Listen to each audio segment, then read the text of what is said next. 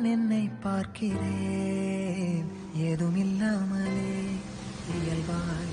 சுடர் போல் தெளிவாய் நானே இல்லாத ஆழத்தில் நான் வாழ்கிறேன் கண்ணாடியாய் பிறந்தே காண்கின்ற எல்லாமும் நான் ஆகிறேன் இரு காலின் இடையிலே உரசும் பூனையாய் வாழ்க்கை போதும் அடடா எதிர்காணும் யாவுமே தீண்ட தூண்டும் அழகா